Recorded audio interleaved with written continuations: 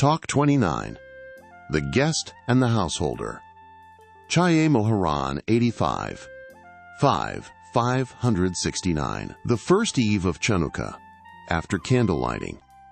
A guest came to a householder. He asked him, "From where comes your livelihood?" He answered, "I have no set livelihood in my house, but my sustenance is from the world." He asked, "What do you learn?" He answered him. They spoke together until they entered into a friendly dialogue flowing from the heart. The householder began to yearn and long very much. How is it possible to attain something, some level of holiness? The guest said to him, "I will teach you." The householder was astonished. He began to wonder and think, perhaps this is not a person at all. But he saw that he spoke to him in the way of human beings. Nonetheless, faith was immediately strengthened by him, and he began to believe in him. He started to call him Rabbi. He said to him, "Before anything, I ask that you teach me how to behave in honoring you, and it goes without saying, to learn not to dishonor you, God forbid. Nonetheless, a human being finds it hard to be completely careful. Therefore, I want you to teach me how to behave in honoring you." He answered, "Now I have no time. On another occasion, I will come and teach you this. Now I have to leave." He said to him, "I also need to learn this from you. How much I need to accompany you?" He replied, "2 after the door." He began to think, "I can walk with him, for now I am with people, but if I go outside with him, who knows who he is?" He told him, "I am afraid to go out with you." He answered, "If I can teach you like this, even now if I wanted to do something to you, who could stop me?" He went with him past the door. He immediately grabbed him and flew around with him. He was cold. He took a garment and gave it to him. He said, "Take this garment, and it will be good for you. You will have food and drink and all types of good. Yet stay at home." He flew with him. In the meantime he looked and saw that he was in his home. He could not believe that he was in his house. But he looked, and behold, he was speaking with people and eating and drinking like normal. Amidst this he looked, and behold, he was flying like before. He looked again, and he was at home. He looked yet again, and he was flying. So happened for a long time. Afterwards he set him down between mountains.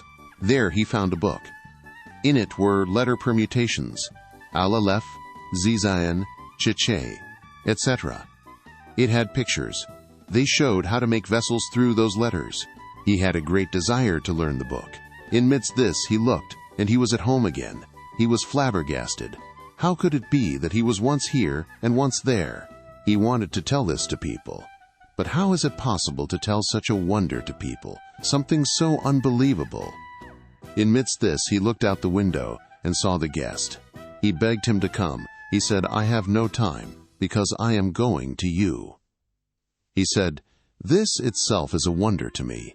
Behold, I am here, and you are going to me?" He replied back, "When you agreed to come and accompany me out the door, I then took the breath soul from you and gave you a garment from the lower Gan Eden, paradise, while the life force and spirit were left by you. Therefore, when you attach your thought there, you are there, and you draw light from there. When you return here, you are here." I do not know from which world he was from, but certainly from a good world. It is still not over.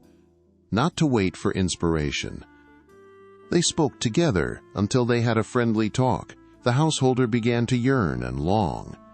Even if there is no vigor in talking, don't stop. If a person really wants to speak to his friend in serving God with heartfelt inspiration, amidst the dialogue, good words will come out, good words. Even though he doesn't merit this at the beginning of the discussion, it will come. Behold, many times one begins to speak about fear of heaven, talking and talking. Once the talk lacks vitality, they complete the discussion and depart from each other. But the Rebbe does not so teach us. Continue to talk without letting up.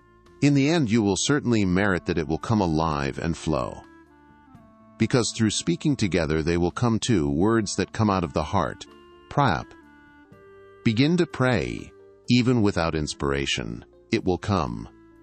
Similarly, in prayer, when a person stands to recite one of the set prayers before his Creator, even if he does not yet feel inspiration and desire, nonetheless, he should not linger and wait until it comes. Rather, begin to pray even without feeling.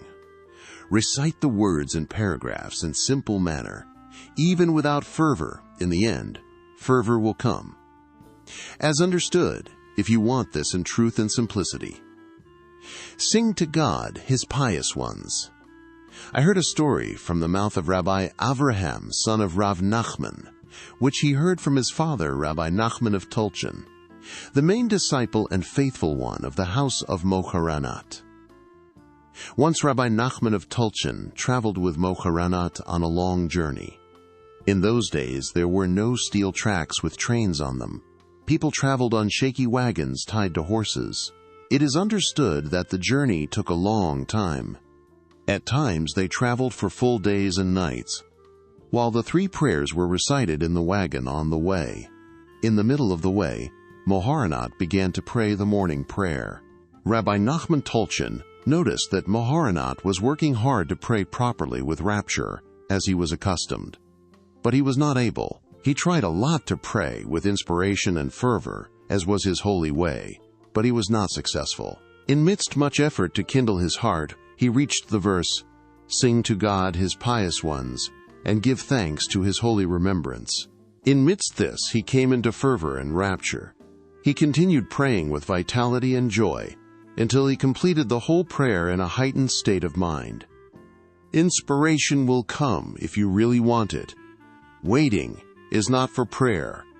Rabbi Avraham, son of Rav Nachman, tells this story. He would increase to stir this foundational matter of a person's service of God, mainly relative to prayer. When you see that there is no inspiration, do not stop and wait. Carry on. Inspiration will come. However, here in the story of the guest and householder, the Rebbe hints to this practice of strengthening in talk of fear of heaven and serving God, that it is necessary to continue and not to stop saying good words. It will result in words of the heart. And it is certainly like this in prayer. It often comes out that it doesn't go. Heart and mind are not there when you start to pray. It doesn't go. If so, should one not pray because he still has no fervor? Should you stand and wait to come to fervor? How long is it possible to wait? The time of prayer will pass. But what? Is it necessary to start? Do not check if you have inspiration or not. In any case, begin in whatever state you are found. However, make sure to want to truly to pray as fitting. Really want to feel inspiration and closeness to God in prayer. Desire to bind word to thought and pray for the soul in words that come out of the heart. Amidst this prayer, you will see the salvation of God. You will merit to experience taste in prayer, meaning to say, most certainly not. Don't by any means wait until you begin to wake up, for who knows how long one has to wait, and if he will at all come to inspiration. Who can say that waiting will be the solution to bring down inspiration and rapture? However, we also find the idea of waiting, in the words of the Rebbe, as brought in Lesson 6. At times, precisely waiting will cause salvation to come, as understood by anyone who looks into that lesson. But the topic there is not prayer. There is an obligation to pray thrice a day, and it has a set time. It is necessary to pray specifically at set times. Their waiting is not possible. If he stands and waits for inspiration while the period for reciting Shema and the silent prayer passes, reward will be canceled by loss. Therefore, in practice, it is forbidden to wait for inspiration for come. Rather, it is necessary to start praying. In midst prayer, God will help and it will flow from the mouth. Inspiration will certainly come. Don't stop due to difficulty. This is a principle for all of the devotions that a person does for his Creator. At first, one may be caught in varied difficulties and complications that remove taste and vitality. You feel no closeness in relation to the holy act that you are doing. Obstacles prevail, mainly mind obstacles. The solution is to not stop and interrupt and wait until the obstacles go away. Rather, continue and travel. You will then begin to connect. Here is your test. Don't stop. Don't wait. Rather, go, travel. You will see with your eyes that God, blessed be His name, will certainly help. In midst action, you will feel close to God if this is what you truly want. As brought in Likutei Moharan 195, when a person screams to God, they tell him, "Go! See there!" For this, a great principle. Waiting alone without action does not leave any place for inspiration to start, because it has nothing to rest upon. Rather, it is necessary to do like the Rebbe writes in our amazing story. They were talking together, in general, until in midst dialogue, they came to words that flow from the heart. The main friendly talk to merit holy yearning. The householder began to yearn and long very much. How is it possible to attain something, some level of holiness? Meaning to say that the discussion they had, which came from the heart, already did its job. The householder began to yearn and long very much. How is it possible to attain something, some level of holiness? From here we learn out a great principle in the ways of serving God and in friendly discussion. When people get together to speak in serving God, at times they do not know how to start. We see from the words of the Rebbe that the main talk has to be words of yearning for good things. Due to our many sins, people usually want folly, empty, passing vanities. Therefore, when they join to fulfill the Rebbe's advice of friendly discussion, in order to shine to each other, they should speak a lot about yearning and longing. How does one merit to reach some level of holiness? It is an amazing piece of advice to help draw close to the blessed Creator. What specifically is the level that one should yearn for? The Rebbe does not explicitly say. From this is understood that it is necessary to yearn for all levels of holiness. The main thing is to yearn in truth and with a whole heart. As a heiliger Bachur I never saw. We already spoke on countless occasions of the yearning and longing for God, blessed be His name, that people had in Uman. I recall the righteous one, Rabbi Yisrael Cohen. Even when he was a young boy, he lived with constant yearning, with desire to come close to God, the likes of which is not seen. Rabbi Baruch, the son-in-law of Rabbi Gatsi, who was called Rabbi Baruch Getzis, was from the greatest of our people in Uman. It is understood that he was a great expert in what is earnest Jews. He said about him, "I never saw such a holy boy." And this is while that holy righteous one, Rabbi Yisrael Cohen, was still a young boy. Nonetheless, Rabbi Baruch did not refrain from speaking with him words in serving God. Such precious words that strengthened even Rabbi Baruch himself in all that passed over him. Rabbi Baruch, with all of his tremendous graspings of divinity in serving God, was extremely moved by the words of Rabbi Yisrael, until he expressed about him that there is no such pure holy boy like him. The guest and the householder, continuation.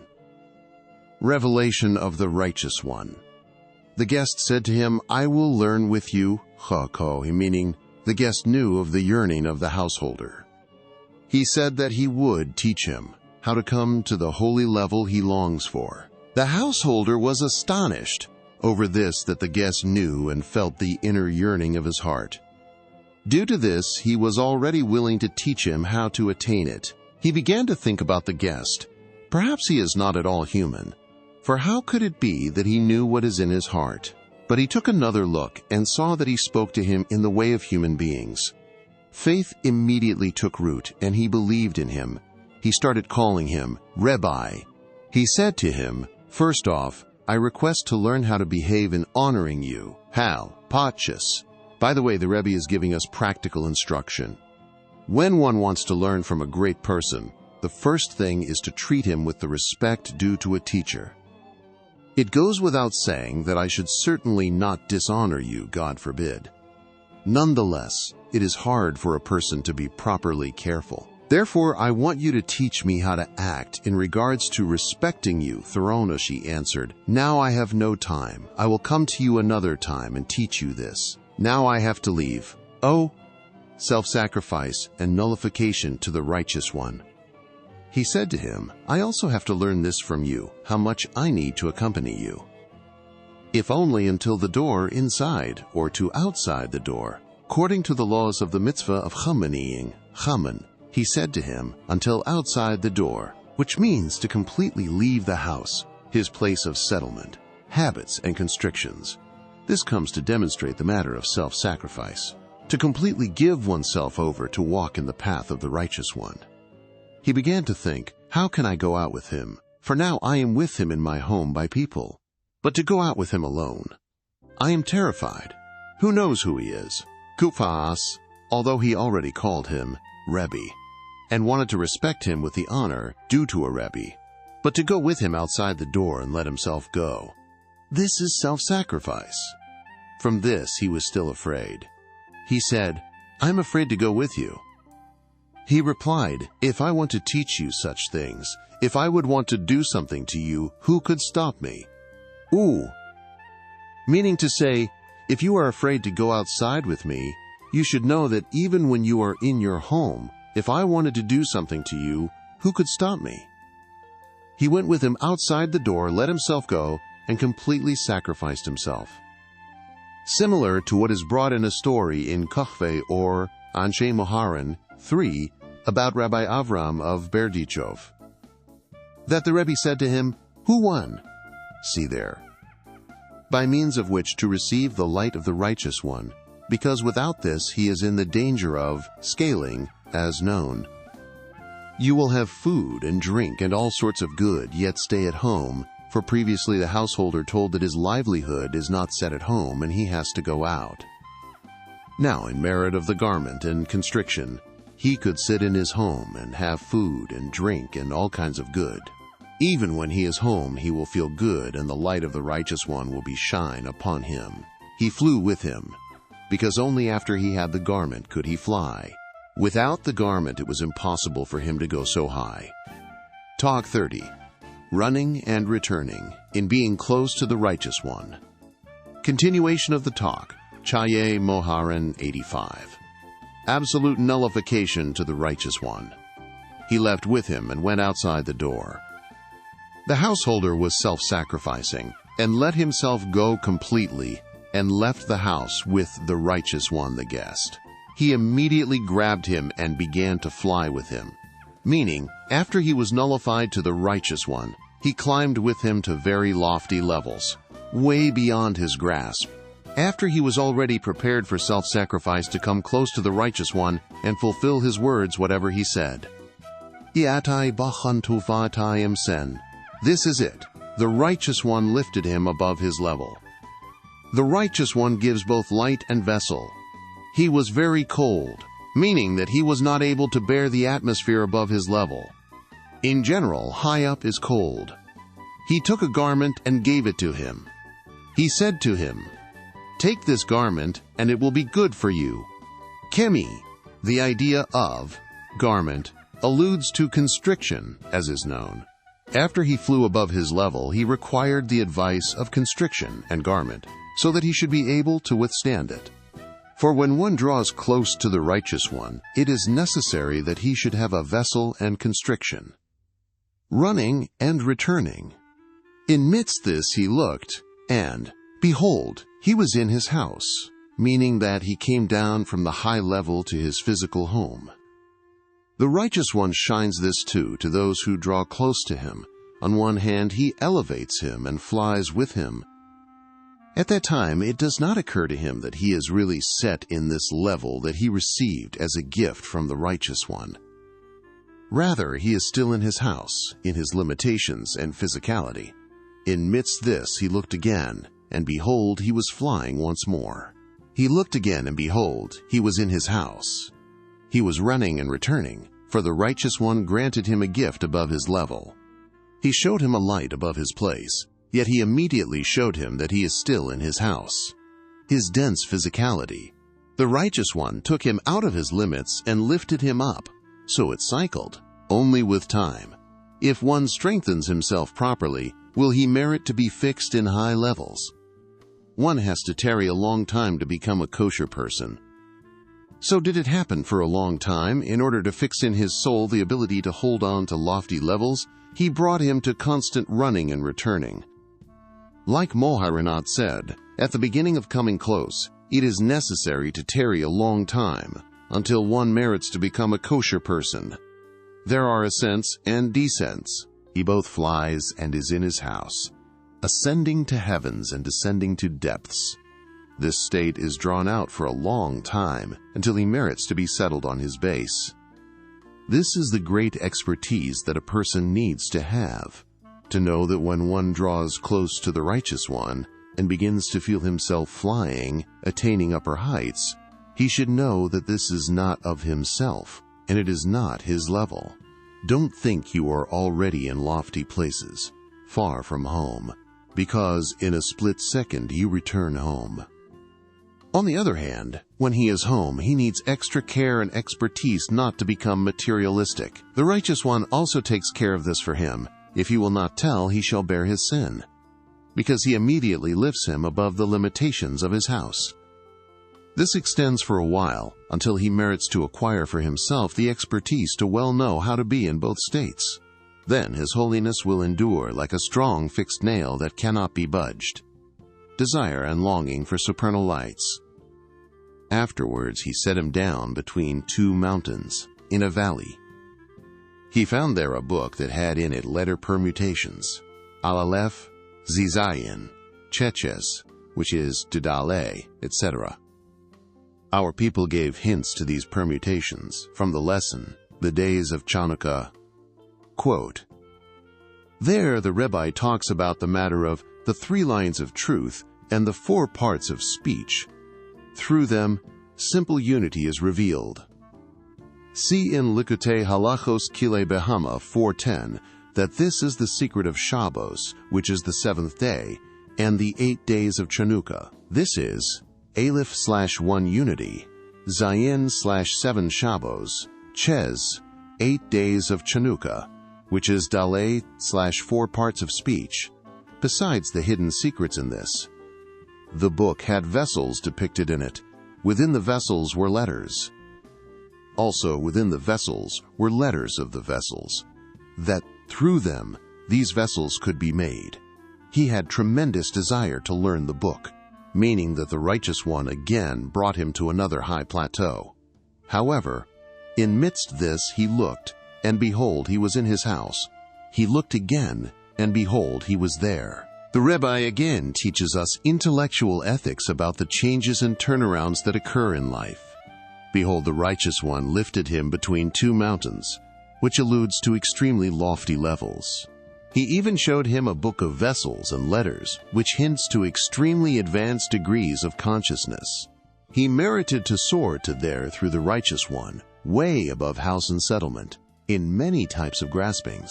The householder even merited to supernal yearning to learn this exalted holy book. Nonetheless, he looks around and takes soul account, and in an instant he is already in his physical house. Because the power of the Righteous One is so great that he is able to elevate his disciple high above high. At that very same time is able to reveal to him that he should not deceive himself, and he is still in his house. He is not yet complete, and he still has what to do. This hints to the power of the Righteous One to shine into his students and those who draw close to him. He 2 types of expertise, expert in running, expert in returning. He settled himself and decided to climb the mountain. Perhaps he might find some settlement there. When he came to the mountain, he saw that there was a golden tree with golden leaves. On the leaves hung vessels, like the vessels that were depicted in the book. Within these vessels were vessels that through them these vessels are made. He wanted to pluck the vessels from there, meaning that the householder wanted to take all of these wondrous lights and revelations. He was not able, because they were wedged there on the branches, which were crooked. Due to this, he was not able to take them off. Despite this, he was already on such a rung that he desired this lofty level, and this itself is already ascent. The doctrine of the Righteous One, not to fool oneself. In midst this, even after these lofty lights and graspings, he gazed, and behold, he was at home. As said, but it is necessary to repeat and to emphasize it more and more, because it is an important ethical lesson from the lessons of the Righteous One. Don't fool yourself. Like the Rebbe states explicitly, the world fools people. but at least this should you take from me. Don't allow yourself to be fooled. The righteous one reveals this to a person. Even when you taste lofty lights and levels, it is forbidden to think that you are complete. This is by virtue of your own effort, for it is only but a gift received from the righteous one, not in accordance with your real personal grasp. Although through the righteous one a person does occasionally merit a good hour, a good moment, a shining sparkling light, he does merit to grab good things in serving God. But don't think that this is your own work, and that you are already a righteous one. Similar to what our sages say, even if the whole world says that you are a righteous one, know who you are. Don't fool yourself. All the good you merit is a gift from above. Leave an imprint of light and revelation. The truth is that all the graspings and lights given at the time of ascent are of tremendous benefit, so that one should remember when fervor leaves that good things exist. Serving God is delightful and invigorating beyond measure. He knows to yearn to return there. For people who are sunk in materialism think that there is nothing better. It does not at all occur to them that there is spiritual delight compared to which all worldly pleasure is completely naught. Therefore, from above they have mercy on a person and enlighten him for some period in serving God, even though it is not yet his own true level, only a gift. Also that when he returns to his home, the imprint will shine with the glitter. This pushes him to prevail and fly, as at first in serving God. A stranger would not believe this. He was astounded. What is this that he is once here, once there? He wanted to tell it to people. But how to tell such a wonder, something that is not fit to believe? So it is when a person draws close to the path of the Rabbi N.D. tastes high moments and feels a bit of fervor in serving God. If he speaks about it with people from that circle, with those who camp in the flag of the righteous one, they will well understand him, because they also went through this. They will strengthen him and advise him how to think and act in the days of ascent, the days of satiation, and how to receive the days of famine, which as of necessity must follow. But when he speaks to those who never merited to receive the light of the righteous one, they will laugh and make fun of him. For they never tasted such a thing. They will say it is Breslov fairy tales, for how could they believe such a thing when they never experienced it? At home too, see light through the window. In midst this, he looked through the window and saw the guest, that is the righteous one, who is here alluded to. Even when one is at home, within material business, if he will look outside the house, meaning to rise a bit above material business, strive to think some good thought, not to be stuck only in house matters. Look outside the window, to the luminary that brings light to the house. Then one immediately sees the light of the righteous one. In practice, when you are home, take a look above, a higher look. Do not be completely sunk in the house. Then you will merit to see the righteous one while you are still at home. He will shine to you how to act, even when you are busy in worldly matters. Indeed, when the householder looked through the window, he already saw the guest, the righteous one. He begged him to come in. If you merit, a good thought leads to good desire. You want the righteous one to enter, desiring that the entire house should be run based on his path.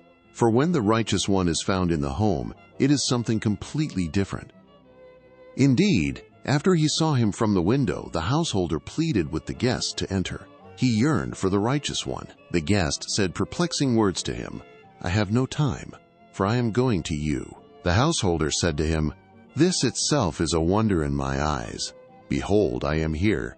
What is this that you are coming to me?" The guest answered him, "When you agreed to walk with me and accompany me outside the door, you did a great thing, completely sacrificing and letting yourself go. I then took the breath soul from you and gave you a garment from the lower Gan Eden. Life, force, and spirit were left by you. Where a person thinks, there he is." The guest concludes, "Therefore, when you connect your thought, you are there," as the Baal Shem Tov says. And like the Rebbe writes in Lesson 21, "Where the mind thinks, there it is. You draw the guest to you. When you return, think of being there. Behold, you are here, meaning only in thought. He enwraps and flies in the upper worlds. He descends beneath to his house, all by the medium of thought alone. The business of the righteous one is eternal. The Rebbe concludes, I do not know from which world he is, the lofty guest, and the spiritual lights he brought in. But this I certainly know, that he was from a good world. But it is still not finished. The matter of the righteous one never ends and continues forever. As long as a person lives, he can seek and find more and more by the righteous one. If he strengthens himself by the righteous one, his matter will never end. He will always continue to advance and climb level after level. The main thing is the last step.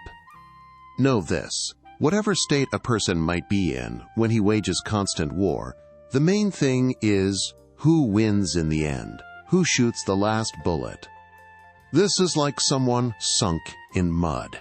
He wants to get out. If he will stand in place and not make any effort, he will sink deeper and deeper. If he tries and takes 1 foot out, he is still in the mud. 1 foot in, 1 foot out. But now he already has hope that the last foot, the last blow, will be in his favor. He will win, for this is the nature of a boat sinking, 1 foot in, 1 foot out. But the main thing is that the last foot should be outside. I sunk in the whirlpool on condition there is no place to stand. However, he will stand in place without trying at all. He will certainly never get out. He has no hope whatsoever to deliver the last blow. As our people explain the verse, I sunk in a whirlpool, and there is no place to stand. In the simple understanding, there is no place to stand, is additional pain and suffering. Not only is he in such a great quandary, sinking in a whirlpool, he can't even stand there. It is a problem within a problem. However, our people explain this rhetorically. Even though I am drowning in a whirlpool, at least I am not stuck there. Meaning to say, there is no place to stand. Do not stand in place. Deal with it and wrestle and make all effort to get out. Even though all he sees is mud, and however much he tries to go free, he cannot. But if he stands stuck, he will certainly sink deeper, with no possibility of being saved, God forbid. Meaning, the way of struggling with this situation is indeed 1 foot in, 1 foot out. I give a blow, I take a blow. But the main thing is to try, be strong, and make sure that the last foot steps out. The solution, true desire and will. But the question is asked in and of itself, how does one do his? How can a person be sure that he will win in the end? How can he merit that the last foot will get out and not remain in the mud? The answer is, if you really wholeheartedly want to get out of the mud, you will win in the end. The last step will certainly be outside. It all depends upon true desire to merit this. She gets the last laugh. When is the last step, the last day on the face of the earth? Indeed, it is so. Each one has his last step, his last day. Cool, even if you live 120 years. If only everyone would be blessed with 120 good, pleasant years. But the main blessing and hope is the last day, the last step, that it should be to the side of good. The last foot will be out. She laughs on the last day. The Rebbe told of a certain righteous one who served God his entire life. He warred like a lion for good. When his time came, on the last day, the last breath of his life, he clapped and said in joy, I jumped over this world. The last moment of his life, he was happy that he shot the last bullet. Hey, the last minute his foot was outside of the mud. He merited to jump over this world and its vanities. Fortunate is he. This explains what is said about righteous ones, that they have no rest, because they are always waging war till the very last moment. For in this world, there is no place to stand. One cannot stand in one place for an instant. it is necessary to constantly go from strength to strength. If one always walks from strength to strength, he merits to even laugh on the last day, and to pass through the mud and fleeting shadow of this world fittingly. Fortunate is he who merits this. How he took her out, he did not reveal. The Rebbe concludes this amazing story, chock full of secrets in his holy wording, but it is still not finished. This is like the first tale of Sipurei Ma'asios, the lost princess.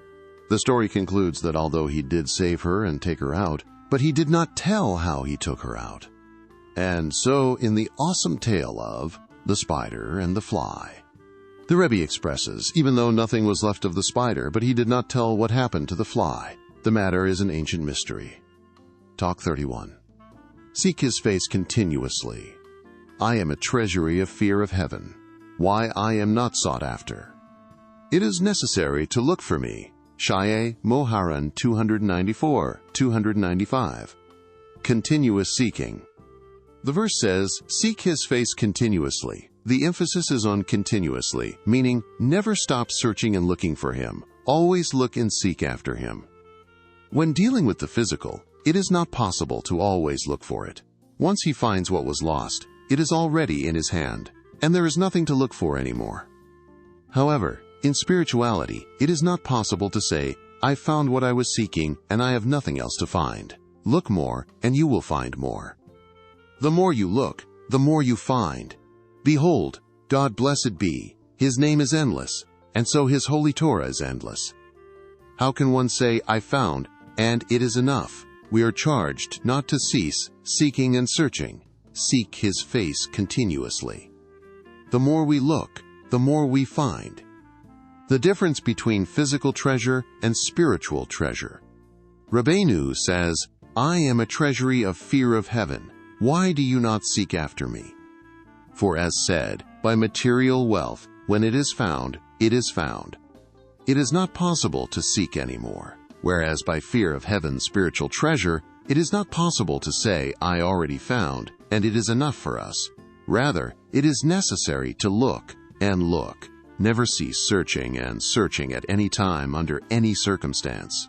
Indeed, those who sought all their years found their years, even the last minute, when they stood to complete their years, lives that were filled with seeking and searching. They also looked, indeed they found. The manifold benefit of constant seeking. The benefit of spiritual searching is double. For while one is busy looking, in the meantime he pays attention and does not lose what he already found. He as if profits what he already found. Not a drop of what was found goes lost. This and more. His mind is concerned with holy matters while looking. His time is certainly not wasted, because he is busy in pure holy thoughts of searching. This business itself is closeness and rapture to the Holy One, blessed be He. It is a tremendous advantage, because his time is always used in a productive manner. On the other hand, the opposite of constant looking is wasting time over nothing, in empty thoughts and idle chatter. The loss is then also multiple, because when one is not actively busy searching for God, he loses the tremendous profit he could have made in that time. Besides that, he is prone to stumble and actually lose what he already has, for he is tended to fall into forbidden words and slander.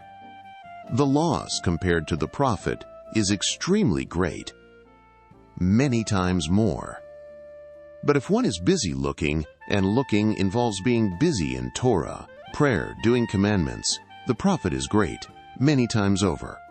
He does not lose, only benefits. Also, even if at times a person thinks that his profit is minimal, do not be discouraged.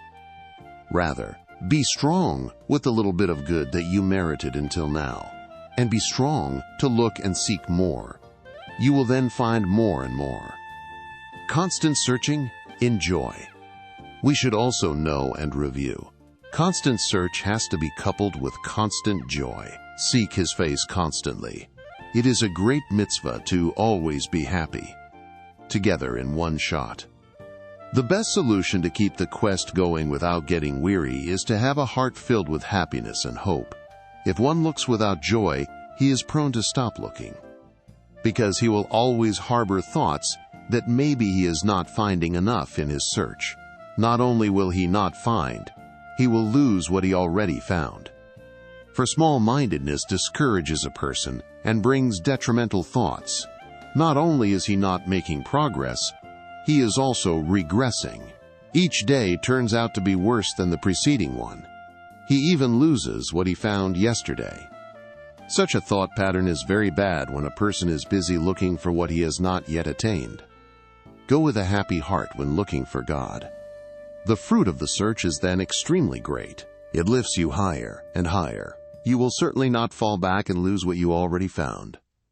Through joy the mind runs as you wish. The Rebbe writes in Likutei 2:10, to come to peace of mind is through joy, because joy is mental freedom, but through depression it is impossible to run the brain as you wish. It is hard to settle the mind.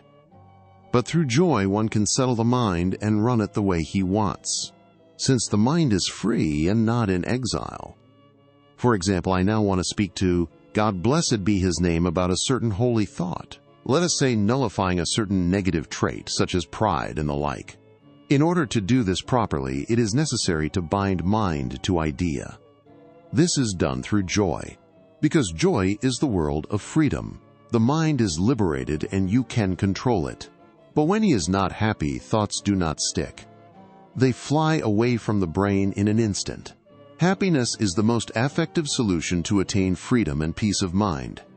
But how does one achieve happiness? By means of the amazing advice of the lesson, I will sing to God in my life, to seek and find in myself good points. Through this the mind is elevated. Thought is in my hand to use for doing the will of the Creator, to seek Him in every place, to draw close and cleave to Him. You looked and found, believe, but still continue looking.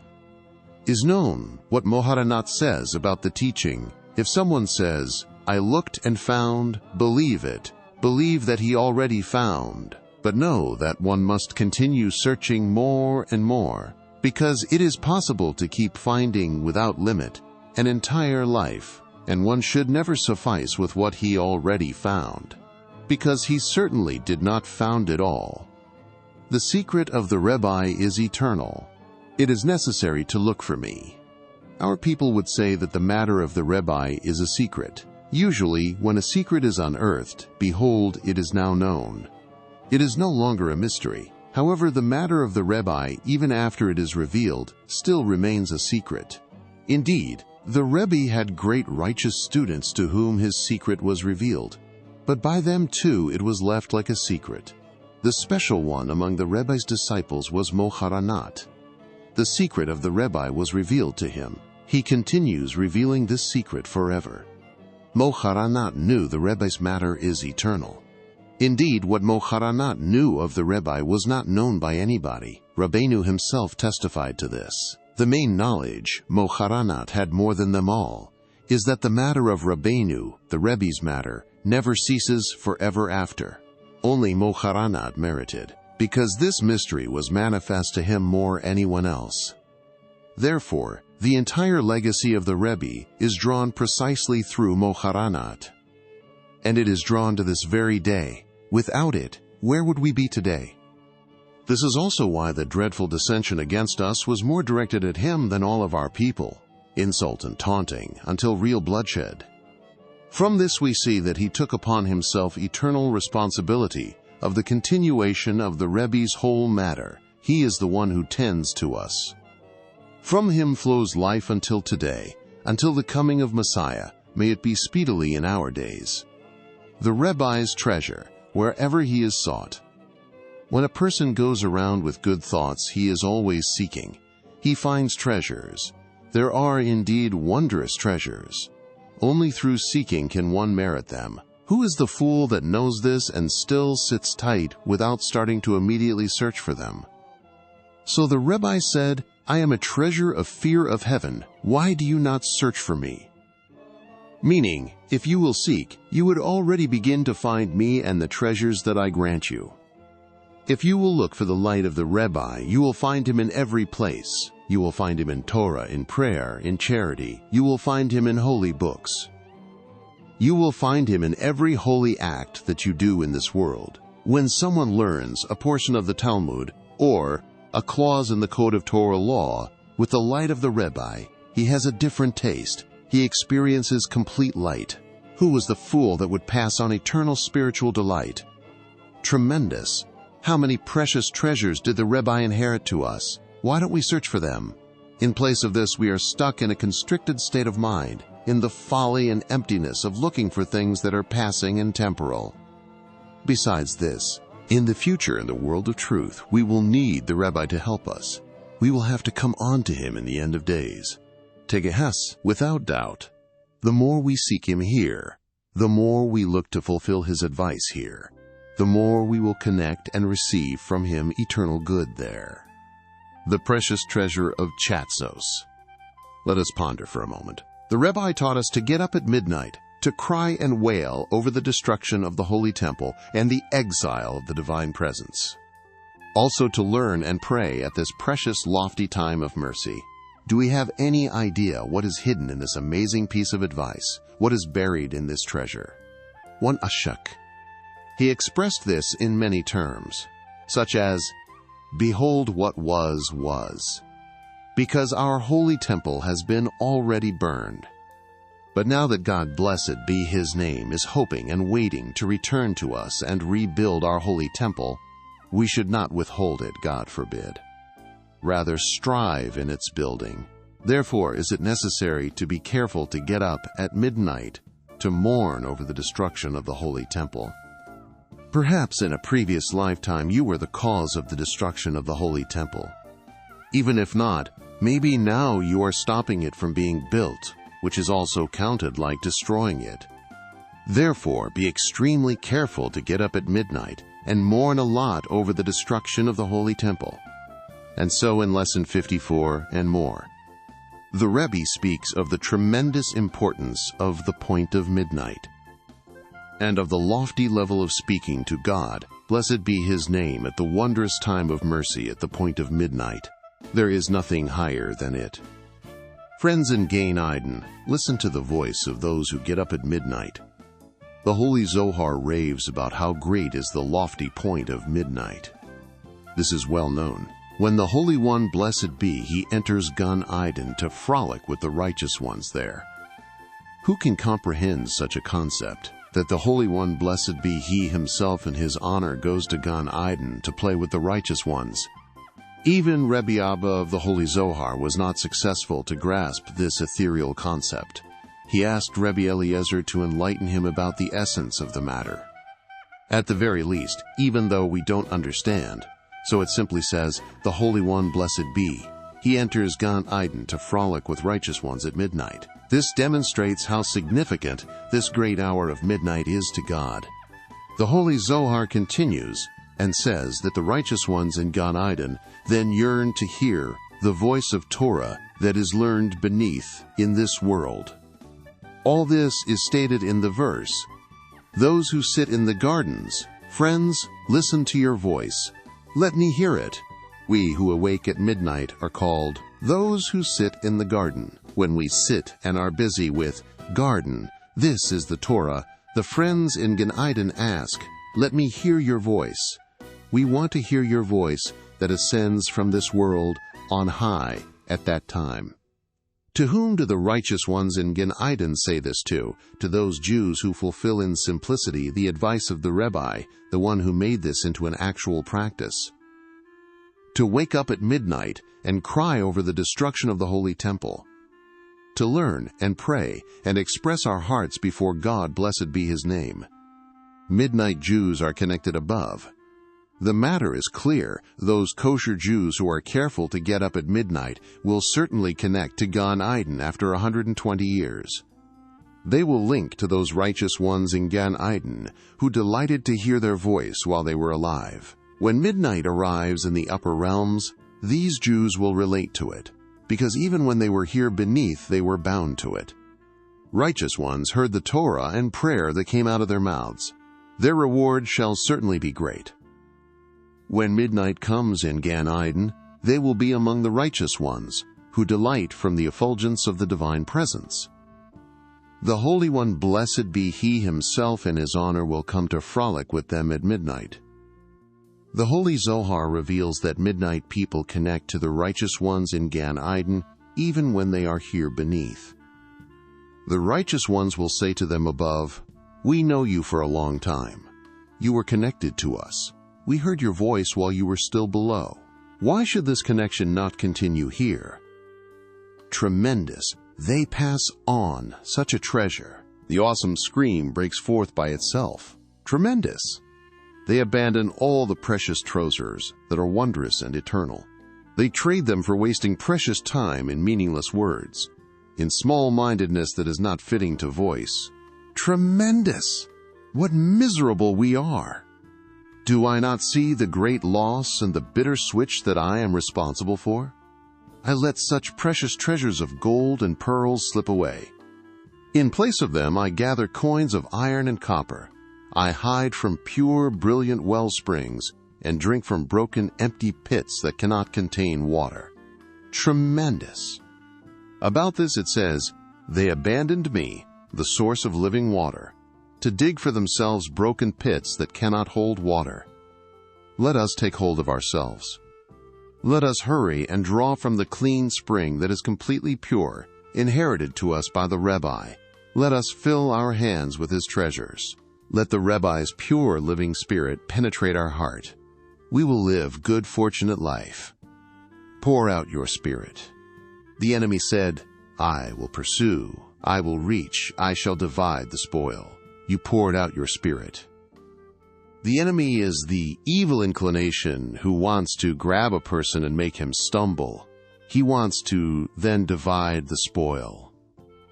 About this it says, "You blew and poured forth your spirit, the sea covered them." Your spirit is the righteous one. When a person merits that the spirit of the righteous one blows inside of him, he distances the adversary and drowns him. Why do we not seek the spirit of the righteous one, Maliyah alive? Instead of placing the spirit of the righteous one inside of us and living good life, we waste time with emptiness. In place of a living spirit, we grab an empty, vain spirit. Is this not called miserable? They abandon me, the source of living water. We carelessly pass on great treasures. Instead of pursuing them, we go to vacant, dark, dry places. About this, the Holy One, blessed be He, wails, "They abandon me, the source of living waters. Behold, I am the source of living waters. Have you gone to look for me?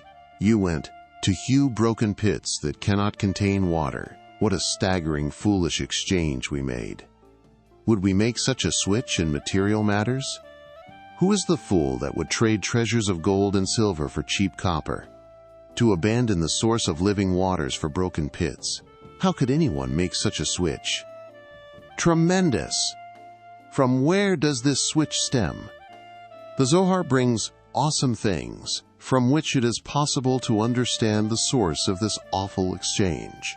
Rabbi Abba said, it says, "They abandoned me." Me refers to the sign of the covenant.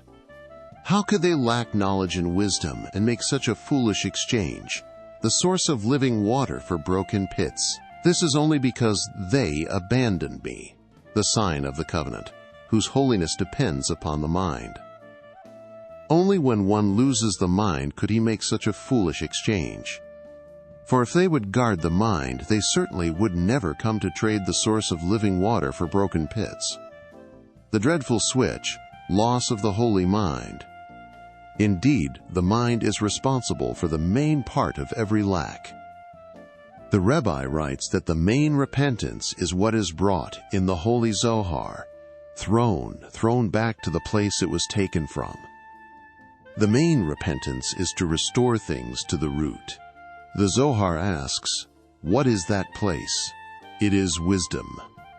Meaning, since the main defect of each thing lies in the mind, the rectification is to fix the mind. For the mind is the root of everything. Creation is from the mind. It says that the soul dwells in the mind.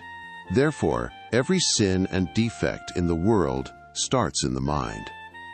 Root mind damage causes crooked action. Therefore, the rectification is to perfect the mind. This fixes everything. The Rebbe says there that when a person has a foreign thought, he draws the daughter of Pharaoh to the mind. When a vessel is full and you pour in it, what was there gets displaced. He explains there in the lesson, when Shlomo married the daughter of Pharaoh, Gabriel went down and planted a reed in the sea. That is, the seed of the daughter of Pharaoh was planted in the sea of wisdom, meaning foreign thoughts which detract from the place of holiness. See there. The brain exists in a state of holy wisdom, but if one acts improperly and is busy with empty folly, foreign thought patterns enter and take up the place of holiness. This is the source of the dreadful switch. Spirituality is boundless and can contain everything. As we said at the beginning, spiritual things do not take up space. You can seek and search for more and still not find everything. You continue to seek forever. As written, seek his face continuously. So it is by the brain. Spirituality is not limited and does not take up place. Therefore, there is limitless space in the mind for holy, wise words. By the way, they once asked Moherad concerning interpretations of the words of the Tanaim and Amoraim, such as the words of Rabbah bar Chana, if the author really meant this. Moherad answered, "Not necessarily. Rather, since the author composed his words in divine inspiration, if they bear all kinds of true interpretations." Meaning, since it is true, it contains everything. True interpretation, even without divine inspiration. What is meant by true explanation? Concerning Moharanat's words that although the Tana did not have it in mind, his words contain everything. A true interpretation that is without pride and ulterior motives. And the main thing is not to touch the Shulchan Aruch, like the Rebbe directed his disciple, the Gaon, the righteous one, Rabbi Aharon the Rav of Breslov, that he should delve into his book and seek innovations. If some question is aroused, continue to probe and find an answer. Rabbi Aharon immediately went and fulfilled the directive. He asked and answered in his words. He went and repeated his innovation to the Rebbe. The Rebbe said to him, "I know of someone who wrote a commentary on the Holy Zohar without divine inspiration, but it was true. Since he meant truth, the author got truth, even though he does not have divine inspiration." Not to touch the Shulchan Aruch. But this is clear. The first condition for true interpretation is not to touch the Shulchan Aruch. Because if the explanation I say changes the Shulchan Aruch, how can it be true? If someone will come up with an interpretation that allows praying the morning service after midday, something openly against the Shulchan Aruch, it is automatically not true. And it can never be true. As the Rebbe said, one can turn my book as you wish, but don't disturb any clause of Shulchan Aruch. This statement was expressed by the Rebbe when someone came to ask about a passage in Likutei Moharan. It was printed in Shavat 568, some 2.5 years prior to his departing. Instead of answering the question, the Rebbe said, "You may do with my book as you wish, but don't touch any clause in the Shulchan Aruch." People say explanations and hints in the words of the righteous one. The Rebbe allowed this. As long as one does not change the Shulchan Aruch, it is not necessary to check if the explanation is from divine inspiration or not. If it doesn't alter anything in the Shulchan Aruch, it may be said. And the righteous one includes it. Indeed, this is a foundational principle of the Rabbi, not to change the Shulchan Aruch. If it seems that when you pray after the set time you feel special inspiration and fly in heaven, he will fly into heaven most certainly not, because this is against the Shulchan Aruch. A beautiful citron on Chanukah. Moharanat once came to Galicia for the sake of printing Likutei Moharan. There he met one rabbi who prayed nicely, with sweetness and pleasantness. But it was after the time. Moharanat spoke up and said, "This is an elite citron, but on Chanukah. If one hasn't citron on Sukkos, even if it is barely kosher, nonetheless, you can recite a blessing over it. But on Chanukah, a blessing cannot be said on even the most beautiful citron. What can you do with it? What it is worth? Indeed, an excellent, gorgeous citron, but on Chanukah. So did Mohornot say about those who pray, even with sweetness, inspiration, and rapture. But after the time, wasting time is the opposite of seeking. But this is clear and understood by all. Wasting time running after folly and emptiness without looking for true spiritual treasures is terrible, tremendous. Time is precious and should be guarded, not wasted on foolish things. There is no better quality than guarding time, because it is possible to lose even the little that we already gleaned and gathered through wasting time. Why are people not afraid of this awesome matter, wasting time? Why do they only take care to come on time to yeshiva? Because there is a supervisor. Who will reduce our salary if we are late? Why do we not have a sense for this essential holy matter of guarding time? In the Holy Zohar, it is brought that he oversees from his dwelling place is head letters M-S-H-H Moshe, Moshe himself, the righteous one. He overlooks each one. One who always thinks of the ultimate goal knows the awesome severity of wasting time. Just like there is nothing more productive and better than constantly searching for good, so is there nothing so bad and damaging as wasting time. As brought in all the holy works, that the judgment for wasting time from Torah is most stern. Come and figure out, let us search our ways. So God forbid we should not make a dreadful exchange with our own hands. Let us seek his face continuously, for then it will be good for us in this world and the next. Talk 32. Because she did not scream. Story of a lad who poked at his inclination, Nata Gerlich. Banished to the decreed land. The boy Nata Gerlich, who feared heaven and served God from the day he became mature, was born in the Russian city of Minsk. In his youth he drew close to us and came to Uman. From then on he lived his life among our people, the devotee of God who were there. The day came, due to fulfilling the commandments of God, he was banished by command of the cruel Russian government to Siberia, the hell of snow, for a 3-year exile. When Nata came to Siberia, for some reason he found grace in the eyes of the officers. They decided to set his quarters in, barak, a type of storehouse. It had a central heating system. He was given the job of lighting the heater. To receive this job was an exceptional, one-of-a-kind privilege, for it meant to stay in a scented, warm hall in the heart of Siberia. I will sick the bear on you. However, it was a juicy portion with a thorn in it. They had also placed a maiden there.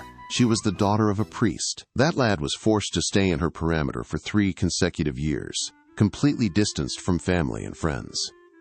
In normal circumstances, living in such a place would be considered a great privilege, the desire of every Siberian prisoner who dwelled in lowly tents in freezing cold. However, since his stay was accompanied by such a difficult test as this, it turned into an extremely bitter one. In such circumstances, he was to stay for a period of 3 long years. Screams until the heart of the heaven. What did that lad who had already tasted of the light of the Rebbe do? He already knew the secret of prayer and screaming to God, blessed be his name. He proceeded to go out before dawn and scream to God, blessed be his name, from the depths of his heart. This was the prayer of that kosher, God-fearing boy. Master of the universe, if God forbid I will not be able to stand the test and not remain in my original purity and simplicity, I do not want to live any longer. I ask you to take my soul from me here on the spot. This prayer he repeated hundreds of times. He screamed with earth-shattering voices way beyond his strength, so much that his heart almost severed from too much pressure. His heart should rip, but he really meant it. He only wanted to live if he would not taunt, stumble a hair's breadth, and transgress the will of the blessed Creator. The purest boy in the whole world. Indeed, God helped him. After he stayed in that dreadful place for 3 consecutive years, he stood the test perfectly. He came out pure and clean. When the time came for him to leave Siberia, the prisoners and inhabitants made for him a sort of going-away party. The daughter of the priest said her part with tremendous emotion. "If there is one boy in the world who is pure, behold, it is this lad." These words she proclaimed in a touching voice before the large group that had gathered there. The name of heaven was greatly sanctified. Only by the virtue of the Rebbe's prayer. What can I say, what can I tell? Heaven wasmer re-ibad. I am not relating a story of ancient times, but a story that happened in our times before our eyes. I knew that boy, Nata Gorlik, even after he returned from years of exile. So he said to me, if I didn't know of the Rebbe, I would not have been able to withstand the test. Even though I was busy the whole night lighting up the heater, I was saved the whole day by spending all its hours among the trees of the forest in awful freezing cold. So much I screamed to God, blessed be his name, so much I tore my heart with piercing screams. I was prepared that my heart should be ripped out of its place and I should die on the spot. For why should I live if, God forbid, I will be severed from my Creator even a hair's breadth? I screamed without limit and bound. I didn't care at all if I fell and died from such intense screaming, even though my weak body could not take it. Either way, my life was not worth living, since I might, God forbid, be prone to stray from my Creator. Without God, blessed be his name, life is not life. Tremendous! This righteous boy was successful to behave properly. He knew clearly that his life was not worth living without holiness and purity, according to the will of the blessed Creator. He had awesome fear of God. He thought, I am returning to stay the night in a place that is nice from a material perspective, but very dangerous from a spiritual perspective. Who knows if I can stand in this? For 3 whole years he screamed to God, blessed be his name, every day, the whole day, that he should not be spiritually damaged a hair's breadth. As found by Yosef the Righteous One, of whom it is written day by day, 3 consecutive years without one day of rest. Only being close to the Rabbi saved me. This boy was originally connected to another Chassidic group. Afterwards he came to our camp, the loving kindness of Breslov in Uman. When the precious Nada told me his awesome story, he said something like this: "If I would have stayed where I was, I would not have known the secret of prayer the way our people do. I would not have been able to withstand the test, but I came close to the Rabbi and learned the secret of prayer. Prayer! Only prayer saved me! Fortunate is he." Upon hearing the earnest words of Nada, I cried. In the recesses of my heart, I was jealous that he merited to stand in such a test. Fortunate is his portion, I thought to myself. A boy in our times merited to withstand such a test, through prayer and screaming to God, blessed be his name. Behold, the matter is awesome, a tremendous. Who can imagine what happens to those who are banished to Siberia, how they suffer from weakness of mind and body and soul? Until it was clear without doubt to thousands of people there that the boy who lived in the same premises as the daughter of a priest is not standing the test. It did not at all occur to them that in such thick, deep darkness there could be someone who guards the divine image in such a perfect manner as this, and that he was even prepared to give his life every moment to sanctify God's name. A very awesome sanctification of God's name. And the merit of this holy lad, the girl, also caused a tremendous sanctification of God's name. She proclaimed with absolute certainty before thousands of people that such a pure, clean boy is one of a kind in the world with none second to him. It is Nata Gorlik. She did not believe that there was another such soul on the planet who could stand in such a constant test as this. In a far-off abandoned place, alone, without any support from friends and Chassidim and family. And he ended up leaving with no smidgen of damage after 3 successive years. Fortunate is he. Sanctification of God's name in his life and in his death. How that righteous holy lad, Rabbi Nata Gorlik, ended up is not known. He disappeared along with other holy righteous ones whose burial place is unknown. May God avenge their blood. And so goes the story. After returning from Siberia, it became known to him that his Rebbe had been incarcerated in the prison next to Moscow, because of his work in spreading Jewishness. It disturbed him greatly. His elite heart found no peace, while his teacher who taught him Torah and divine knowledge was found under lock and key, persecuted and downtrodden. He decided to take action to free him, whatever it might entail. He went to where he was imprisoned to try to liberate him. His decision was extremely radical in those awful days of harsh upheaval. However, when he asked Rabbi Levi Yishak about this, he told him to turn back. He said that God blessed be his name would help in his ways, and it is not necessary to take dangerous action and walk into the snare of the wicked. However, he was not able to hold back, and he did not make the trip. To Hart's grief, as soon as he came there, he turned to the prison warden to supplicate about freeing his Rebbe. They began to interrogate him. It became known to them that he himself had already sat in prison for those sins. As the interrogation increased and he saw that he was in danger, he ran for his life. They ran after him, shot him in the leg, and caught him. He was again sentenced to Siberian banishment. From then on, it was not known what happened to him. May God avenge his blood. The name of Rabbi Nachman of Breslev came into play one more time. It was in the year 699. Rabbi Levi Yishak came to Uman with real sacrifice. He prayed in hiding. Rabbi Nachman then came to blow shofar for him on the second day of Rosh Hashanah. My life is not life if I pain my Maker. This is real, the power of prayer. When a person knows that his life is not worth living, if God forbid he will transgress the will of the Creator.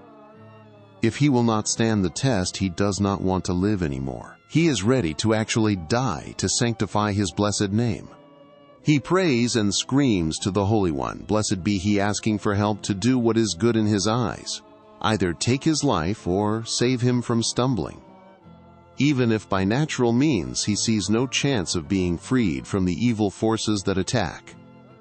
At that time, only prayer is able to save in a place where no other power can. One cannot take his life into his own hands, for this is also severely forbidden.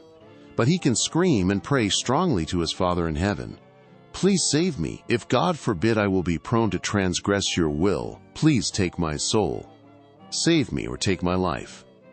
The power of prayer is great and awesome beyond measure. It is tremendously great, for all times and periods and circumstances that a person might be stuck in. Even when one is trapped from all sides, caught in a situation that has no solution.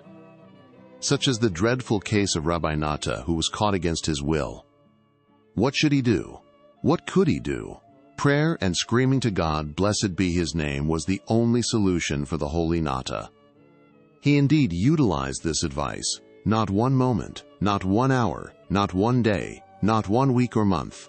3 complete years, day after day, for consecutive hours, among countless trees of the forest.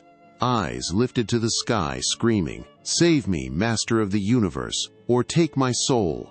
This stood for him. It was the only way to pass through that awful snare in peace. He even sanctified the name of God before the eyes of all. He returned stronger and better than before. The strength and power of prayer. The secret of Rabbeinu. The secret of the strength and power of prayer was not revealed to him until after he merited to connect to our camp. He drew close to the Rebbe whose entire secret is prayer. Indeed, it is so.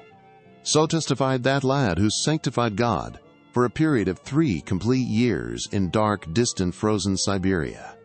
Only the prayer which was revealed to him by Rabbeinu saved him from the most horrendous things. I heard this from the mouth of Nachman of Breslev himself. He told me of the tremendous salvation that he merited through prayer. Believe me, my eyes flowed tears and my heart was broken. I was jealous of the great level he achieved by virtue of prayer, in the merit of the Master of Prayer, to whom he drew close, and how he fulfilled what he learned perfectly. Due to not screaming. Our people would say about what is written in the Torah concerning the betrothed maiden, she is given capital punished for not having screamed in the city. Let's think about this. The punishment of the betrothed maiden who committed adultery is death. She is killed if she sinned in the city. But what does it say? Why is she killed? Because she did not scream. Because screams could have saved her. The proof being that if she is found in the field, she is not executed. If she had screamed, no one would have been there to save her. Since she screamed in the field and no one saved her, she does not deserve to die. Whereas in the city her judgment is different. The claim against her is so great that it brings her to capital punishment. Because she did not scream. If she would have screamed, they would have saved her. Her death penalty is not because the sin is worse in the city than in the field. Her whole sentence is because she did not scream in a place where her screams would have certainly saved her from sin. Why did you not listen to the Rabbi who commanded you to scream? Tremendous! A similar complaint can be aroused against each Breslover who merits to be counted in the Rebbe's camp and who knows of the Rebbe's advice. Even when he is right in saying that he could not stand against the evil inclination in his troops, they will still say to him, "Why didn't you scream?" Because you did not scream. Why did you not listen to the voice of your teacher who commanded you to scream? Behold, through screaming you would have certainly been saved. You are a Breslover Chassid. Why did you not do as charged by your mentor? So I heard by the elders of our people. They would say that the main account that every Breslover Chassid will have to give will involve the matter of not screaming, whinus. If you would have screamed, you would have been saved. Take with you words, dialogue. Behold, special days are coming. We are now standing 2 weeks before Rosh Hashanah. Please do not mistreat these holy days. Let us use them to the fullest. Take with you words. Let us accept from this moment on to speak to God, blessed be His name, on a regular basis, to scream to Him until He has mercy upon us from heaven, because only with prayer and screaming shall we be able to come before the King and come out righteous in judgment, besides meriting all the hidden good. May God, blessed be His name, have pity, and we will have a good before New Year's. May He always help us. Talk 33. The Merchant Rabbi Sander.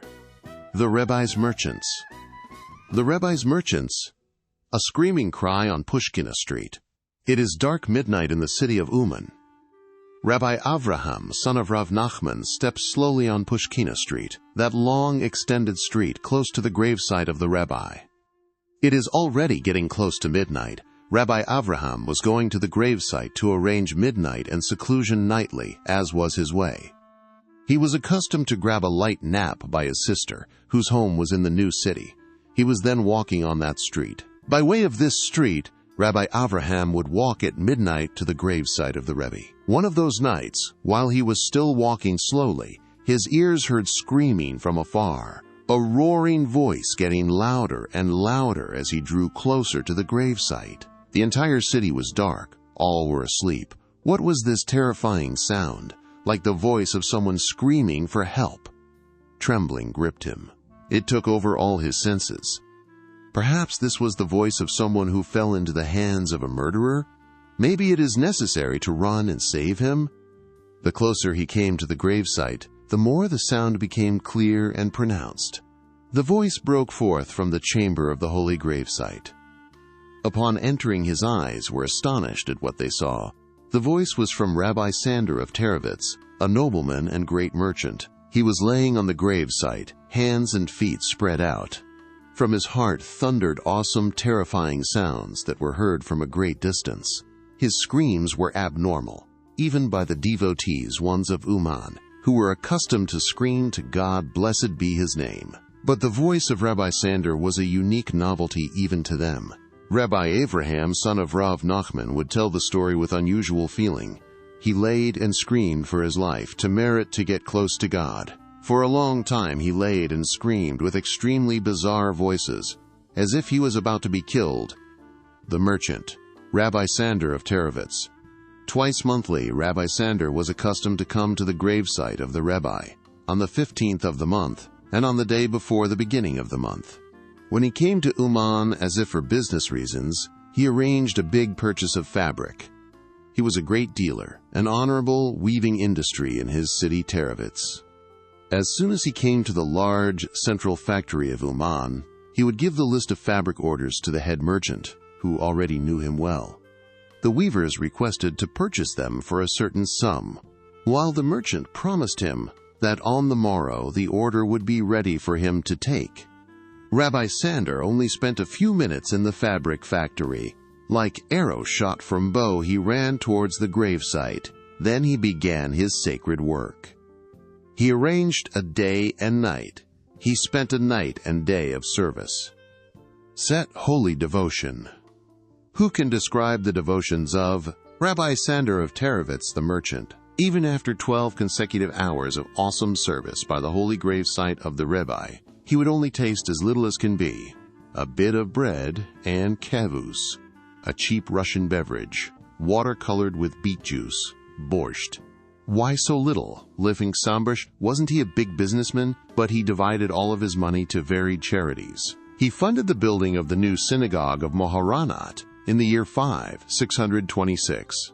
From his money he helped many of the poor of our people. He made sure that they had bread to eat and clothes to wear. Automatically, only a little bit was left for himself. He sufficed with a small amount of bread and cheap kavus. After he drew close to the Rebbe, he did not need any more work on the side. The next day, after a long night by the holy gravesite, when he was ready to return home, he devoted another few minutes to complete his fabric business. He returned to the retailer who had ordered merchandise. As soon as he came, he asked the merchant, "Is the merchandise ready?" "Indeed so," answered the head merchant, who knew the elite Rabbi Sander. "However, you should know that there is extra fabric for a good price, only another few hundred rubles, and to cut up the whole roll for something so small would be a shame. If you add a little for the extra, we can finish the deal well." The Rebbe teaches how to do business. "Certainly not. Take off the extra fabric that was not ordered," Rabbi Sander fixed. "I will only take material for this sum, not a penny more." Rabbi Sander, the merchant, pleaded, "We are only talking about a necessity of adding another few ruble."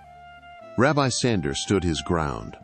"If you are not prepared to fulfill my request, I will immediately go to another merchant, because so my teacher taught us, business only with your money, not with a loan, even 1 penny.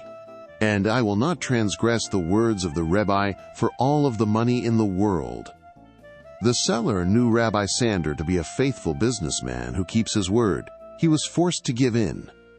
He came to Uman twice a month for business. But his true business was the Rebbe's gravesite. To it he devoted complete days and nights, whereas to business he gave only counted moments. On the way home he carried much merchandise. Such a merchant was Rabbi Sander, as if he was a merchant of the Rebbe. Merchants of Austria, merchants of the Rebbe.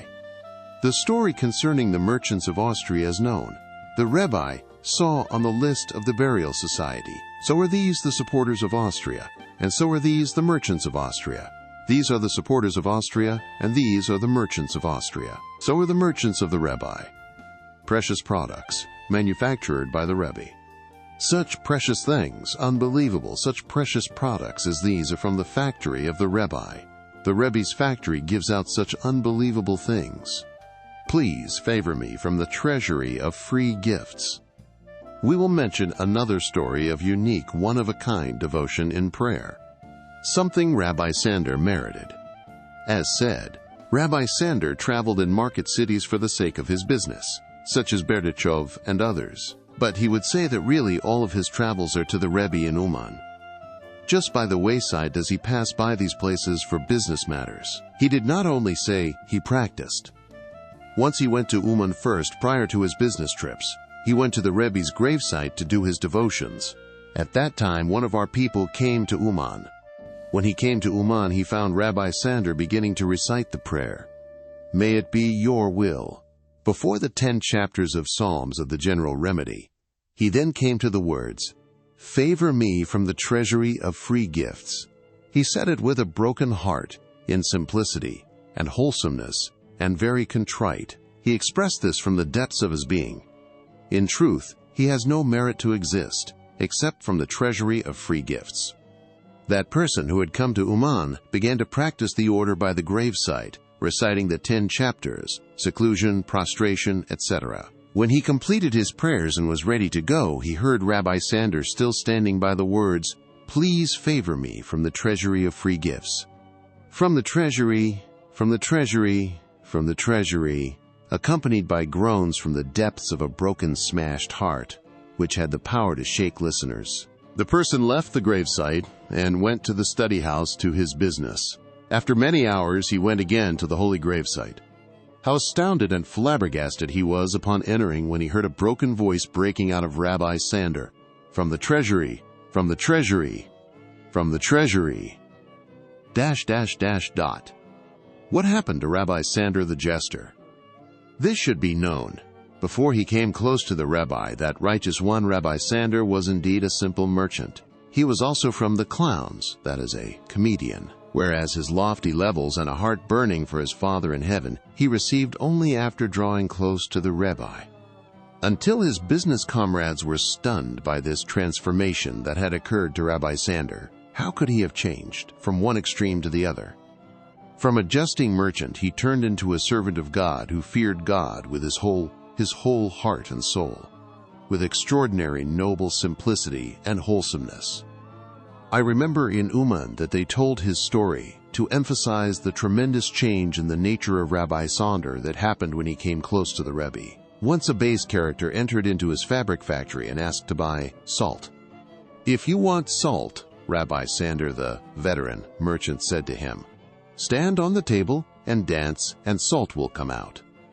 Afterwards, when Rabbi Sander turned into a Breslover Chassid, a servant of God with all of his 248 limbs and 365 sinews, he was empowered to arrange exhausting body-breaking devotions for 12 hours straight by the Rebbe's gravesite, with awesome, uninterrupted weeping, while his wholesomeness and reverence were renowned. The kosher musician. Until today is known how much his songs of yearning arouse the soul to make eternal account. Like on the verses, "Turn enemies away from me.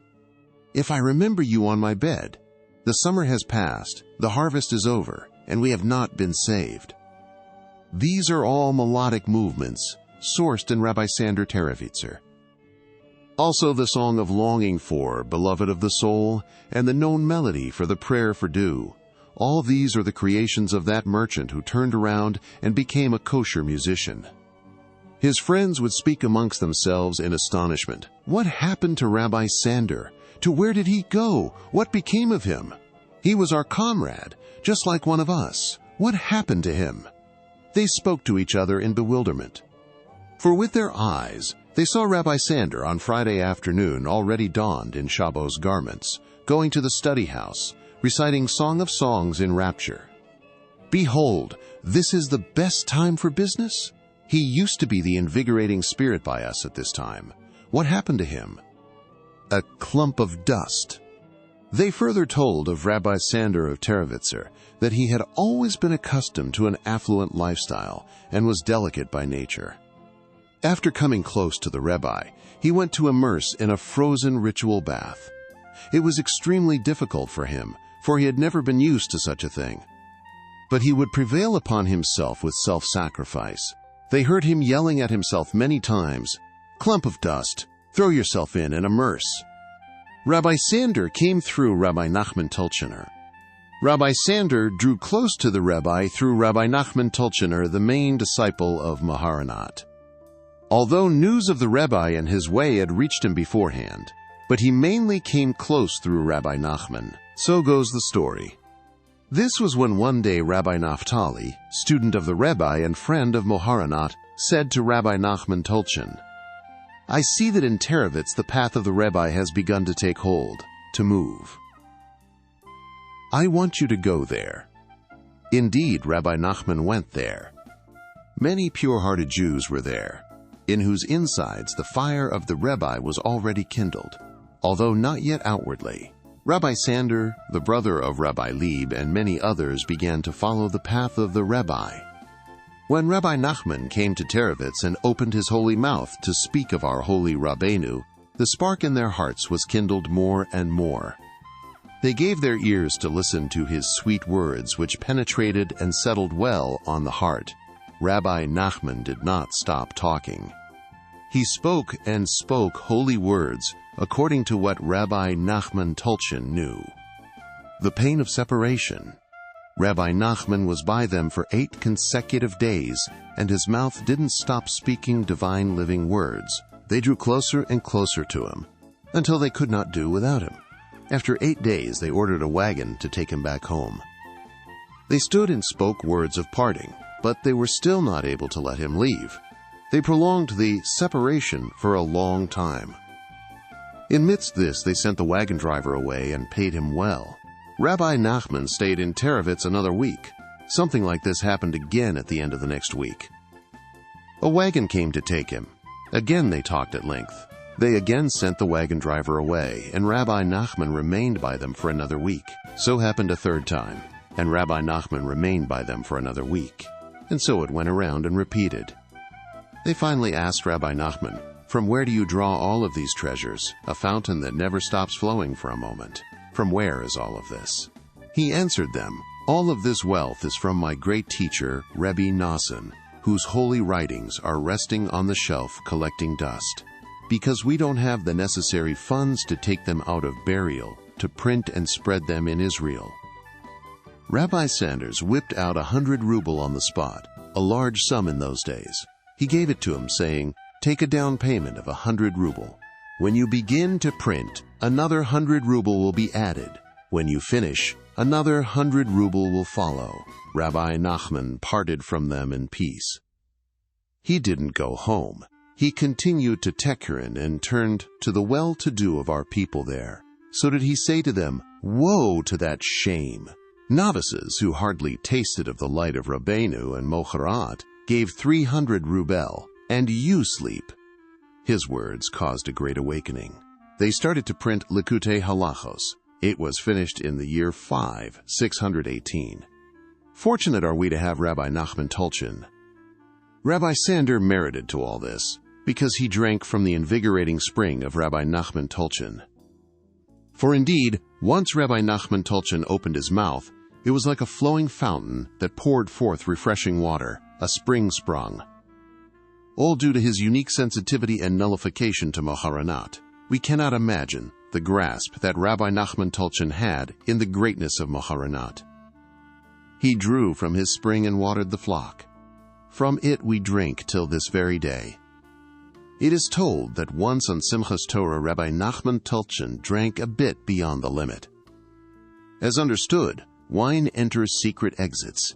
He then expressed a little bit of the intense appreciation and love he had for Moharanat. He fell before him to the ground and kissed his feet. He screamed in a storm from a roaring heart, "Rabbi Natan, you enliven us with your words. You restore us with your words." Moharanat did not say anything. The next day when he came, Moharanat turned to him. "Rabbi Nachman, do you remember what you said yesterday?" He replied, "Yes, and so indeed I say today." "True," Moharanat answered, "but on Purim, not on Simchas Torah." The pure heart of Rabbi Nachman was filled with Moharanat, and when wine enters, secret leaves. Fortunate are we that we have Rabbi Nachman. So writes Moharanat to his son in one of his letters, meaning to say that Moharanat placed his hands upon him and ordained him. He is the one who continued to lead the congregation after Moharanat departed. And so expressed Rabbi Sander when he merited to receive and draw from the pure spring of Rabbi Nachman. The flowing river sourced in wisdom is now by Rabbi Nachman Tolchin. We manufacture from the same factory. Whoever makes such excellent, praiseworthy products, fortunate are they, but we can also be happy. Thank God, we also have what to rejoice over. How? Our people would say about the words of the Rebbe, "It is a great mitzvah to always be happy." How is it possible to always be happy? With what? That we do not oppose the Rebbe. In this we are always able to rejoice, and that we constantly learn his books. We can be happy all the time. Not only this, but they are significant to us. How happy we have to be. Also that we do not, God forbid, oppose Moharanat, and he is holy and precious to us. Despite all this, we can hope and long and draw closer and closer. We are happy that the holy name of our holy Rabbeinu is called upon us. We want that he be honored through us forever. Talk 34. To really appreciate the good point. Chaye Moharan 443. I heard in the name of Rabbeinu, may his memory be for a blessing, who also said to other people, because your body is very dense and base, etc., therefore you need to work on it a lot with holy words of the ultimate goal. It is self-understood that it is necessary to also speak to oneself many words of strengthening, to fortify yourself and not completely give up, God forbid. As brought in the songs and stanzas of Rabbeinu, may his memory be for a blessing, at the beginning of Likutei Moharan, and in many places in his words. And as we say every morning, what are we, what is our lives, etc., besides the soul, etc., but we are your people, etc. Fortunate are we, etc. Strengthening and rejoicing in the good point. The matter of strengthening. A person strengthens himself and is joyful over the good points that he merits to express, like the Rebbe teaches us in Lesson 282. It is extremely important, and it has personal benefit. It can result in a great awakening to follow his holy path in serving God, blessed be his name. It is clear without doubt, when someone is really happy from the depths of his heart with the good points he merited, it is impossible that he should not want to do more and more good. When a person truly appreciates the little good and is vitalized because it is so fine and excellent, how could it be that he suffices with this alone? If he does not yearn to add more good, it is a clear sign that his joy is not complete. Besides that he dishonors God's holy things. Who is the fool passes on a precious treasure? Ponder, how could a person who is given an opportunity to acquire a precious treasure be lazy and not take it? From where does this stem?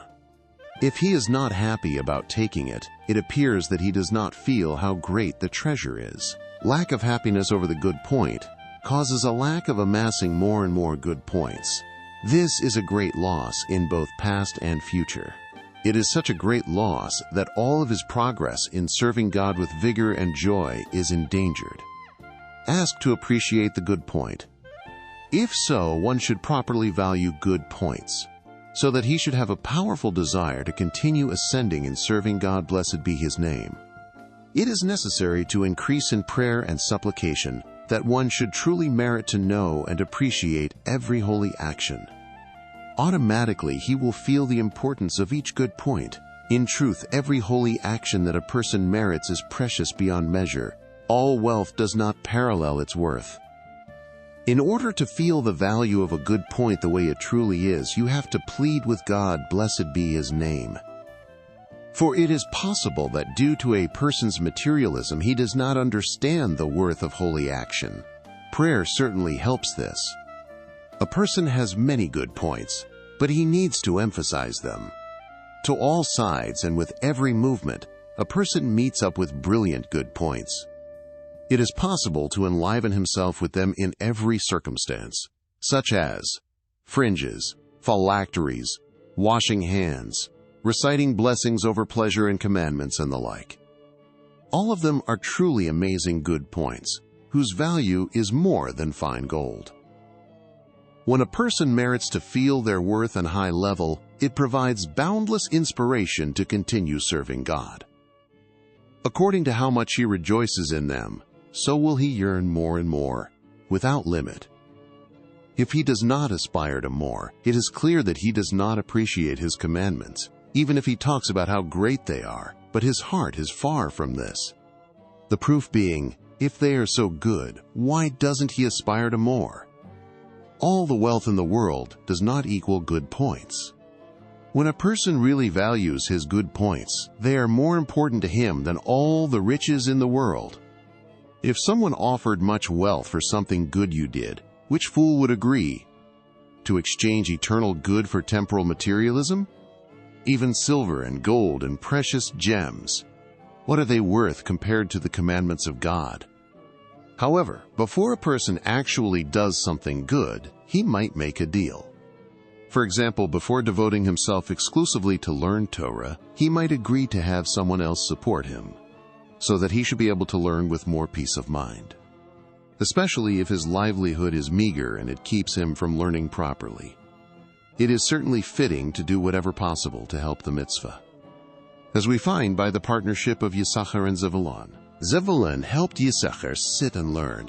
This applies before acquiring the mitzvah. You can join another in the merit to make it easier to do the mitzvah, because without help it could be that you will not be able to do it at all, as Fenza said, due to harsh poverty, or for other reasons. However, after already doing something good, it is strictly forbidden to sell it for all of the wealth in the world, because no price is worth it. He is only fooling himself. This is only due to lack of knowledge of how lofty each holy thing is, how special is what a human being can do in this world, this and more. Besides the fact that a little bit of spiritual good is greater and better and higher than any amount of wealth in this world. But the essential notion of selling it for something material is a mistreatment of the holy thing that he merited. It is mistreatment of his blessed divinity, God forbid. The Purim merchants. It was Purim many years ago in Jerusalem. Our people gathered to fulfill the commandments of the day together in the synagogue, as was the custom.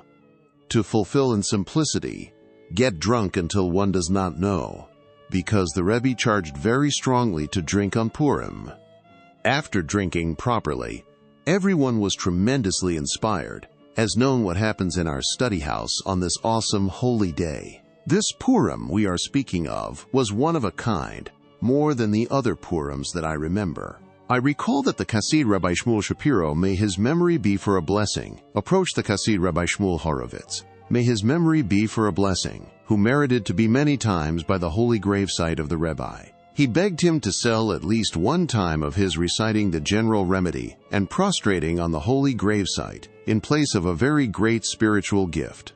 Don't forget that we are talking of a time when the gates of Uman were completely closed, especially for inhabitants of the Holy Land. However, before we commence the serious discussion of the Purim merchants, let us examine the tremendous price that Rabbi Shmuel Shapiro was willing to pay for the sake of one time by the gravesite. Rabbi Shmuel Horovitz stopped him and said, "It is understood that the topic is not selling going to the gravesite on the day before Rosh Hashanah." For this he was not at all ready to compromise. He would not sell it for all of the wealth in the world. If you want to buy one time by the gravesite the rest of the year, it is possible to consider. Let's hear what you're willing to give. Rabbi Shmuel Shapiro opened his mouth and stated directly what he is ready to pay for one time ascending to the holy gravesite. He will give as an absolute gift, in a written sealed contract, all of the commandments that he did and will do all the days of his life, besides his whole portion in the world to come. The listeners trembled with teeth shaking. Rabbi Shmuel Shapiro's portion in the world to come. Do we have any idea what this means? He is ready to give it all to Rabbi Shmuel Horowitz, who was also not lacking anything in his portion in the world to come. When he saw that Rabbi Shmuel Horowitz was still hesitant, he made him a more brazen offer, something that he could not refuse. Besides giving all his commandments, he is prepared to take on his shoulders all of his sins, of Rabbi Shmuel Horowitz and all of his offspring. All for going once to the Rebbe's gravesite. Rabbi Shmuel Horowitz was all ready to agree to the honorable deal, but he immediately stood back and screamed, "No way! I'm fooling myself. This is not a good deal. I will not, for all the fortunes in the world, for whatever might be proposed, to sell something so great. If a person will give all his possessions, they would insult him." The deal was not executed. Do we understand? Rabbi Shmuel Horowitz felt himself being tricked in this deal, and the more Rabbi Shmuel Shapiro wanted to add, he screamed back, "No way! I am fooling myself." We must not forget that these two righteous ones well knew the value of the sale discussed, and a fair price to be paid for it. The sale was never finished. So much these servants of God valued each one of their holy acts. All assets could not parallel, even heavenly assets. This is not at all a sale. However, in truth, This is not only a Purim matter, for it is not really possible to sell any good deed that a person merited to do in this world. It is impossible to give away anything good you did, for any price. However, we do find that the Gaon, Rabbi Mordechai Sokolover, says that it is possible to recite the general remedy on behalf of someone else. The cases are not similar, for there it is talking about one who says it from the outset for another. But it is clear as day that the general remedy I said for myself or a good point that I merited is not possible to give away. No business can be done with it. Not by any means, for all the wealth in the world. So should each one relate to his good points. This honors his Creator. And so he demonstrates how sacred and precious in his eyes are the holy commandments. Talk 35. Amazing depth in his holy books. To learn the Rebbe's books deeply? Chai Moharan 346. It was heard from his holy mouth. His holy book Likutei Moharan that came out to the world is the beginning of the redemption. He emphasized, after it came out to the world, I really want it to be learned. It needs to be learned a lot until it is on the tip of the tongue, because it is filled with great ethics and tremendous inspiration in serving God, nothing that holds a candle to it. He said that it is good for one to make 2 orders in learning his holy works. One simple order to learn very quickly, to know it by heart. Another to delve into it very deeply, because there is incredible depth in his holy compilations. See elsewhere about this matter of the outstanding depth found in his extremely awesome Torah, without measure and limit. How does one probe into his holy book? This requires explanation. In order to delve deeply, what is it? What does the Rebbe mean by this, that one should schedule delving very deeply? Rabbi Avraham, son of Rav Nachman, poses this question in his book Kochvei Or, saying that this problem bothered him for many years. What exactly does he mean by the directive to probe into his holy works? But it is Torah, and we need to learn. What does it in practice for people like us? I saw the scholars of Oman. We saw our people with our eyes, among them great scholars and heaven-fearing Jews, great earnest Jews, how they learned the Rebbe's works, and mainly how they related to them. This is clear. The Rebbe does not mean to simply delve and say intellectual ideas in his books. Even though this is something good in and of itself, for there is much intellectual depth in his profound words, but it appears that he means something completely different here, as everyone can see. In any case, the Rebbe speaks to each one of us, to see, to learn in great depth. What does this mean? Rabbi Nachman Tulchin explains Likutei Moharan. Moharanat once said to Rabbi Ephraim, son of Rav Naphtali, who was known to be a scholar and a great mind, "You question with your mind. Rabbi Nachman Tulchiner has more feeling in the Rebbe's lessons." Even though in scholarship and genius Rabbi Ephraim was greater than Rabbi Nachman Tulchiner, and he indeed wrote many innovations in Likutei Moharan, but Rabbi Nachman Tulchiner, who do we have greater than Rabbi Nachman Tulchiner? Who compiled the Parparosi Chachma, which is filled and overflowing with amazing depth in Likutei Moharan. And testimony was said to us about the feeling and grasp that he had in the Rebbe. The Rav of Turin always yearned to hear words from Rabbi Nachman Tulchin. He would express with yearning and longing for his words. "Ah, when I hear a word from you, it is an explanation in Likutei Moharan." If so, it is clear that the Rebbe did not only mean simple probing, exacting here and there in deduction, in the way of scholars. Probing, deep inner feeling in the Rebbe's. Rather, the Rebbe means in probing and digging, to well feel the subject matter. To receive an inner feeling and deep bond with every word, with each piece of his advice, with every one of his divine ideas, and not just to say scholarly clarifications. However, there is also place for posing questions and suggesting answers in the words of the Rebbe, but there is certainly a deeper concept of inner feeling. As Moharanat well defined the difference between Rabbi Ephraim and Rabbi Nachman Tulchin, delving in Gemara, not exacting. Similarly, we find that the Rebbe also spoke of learning deeply and quickly in the revealed Torah. Shall we say that his intention was to sit and exact a long time on one passage without advancing? Like they teach and pressure a young lad to learn only 10 pages of Gemara for the extent of an entire semester. Due to too many trees, the forest is not visible. I remember when I was in the camp Bad Reichenau in Germany after the war. There I met a Jew who was the Rav of Mishkalitz in Hungary. His grandfather was an outstanding genius. He related that once his grandfather the genius called him and said, "I will give you some coins to read me a page of Gemara." The matter astounded me. I asked him, "You, my grandfather the great genius, need my help in learning a page of Gemara, and to moreover pay me for it?" He answered me like this: "I am already so surrounded with arrangements, deductions, delving old and new ideas, until I manage to forget the simple meaning of the Gemara's wording.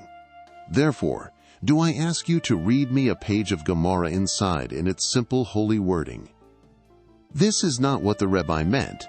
We turn this way, we turn that way with new innovations, until we forget the main idea. The Rebbe certainly did not mean this when he said to schedule deep learning. Despite all this, it rests upon us understand what the Rebbe means in his directive to set time for learning well, emphasizing deep learning. The Righteous One's words penetrate mind and heart.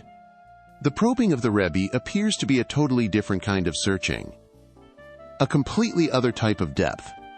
Learning his books has to be in such a manner that well pierces and penetrates the depths of mind and heart. The holy ideas and vital godly words that he gave us coupled with actual practice. Each word and piece of advice should pierce mind and heart. After such learning, it is not possible to remain stagnant. Rather, you immediately run to fulfill what he says, or to at least take the sacred words to heart to change. And based on them, we receive new positive resolutions. The deep learning of Rabbi Matisyahu. However, thank God I really saw it. I merited to see an outstanding scholar who served God, Rabbi Matisyahu. He would learn 18 hours straight in Roden. The Chafetz, Chaim, would honor him. He fled from the yeshiva because he despised honor. Whereas after learning, he conducted an entire night by the Rebbe's gravesite. He stood a whole night in prayer and screaming and awesome devotion by the holy gravesite of our holy Rabbeinu. When he only started to learn Likutei Moharan, he arranged his devotions from amidst the lesson he had learned. This is called the Rebbe's learning deeply. Such probing as this, or at least like this, is sought from us when learning the Rebbe's works. It is a sort of learning that is inscribed very deeply in the heart. Each word and every statement enters deeply and settles on the heart. It must result in some benefit. To hear Torah and baked in the heart. By the Rebbe himself we find these two classes. He once expressed about those who come to him.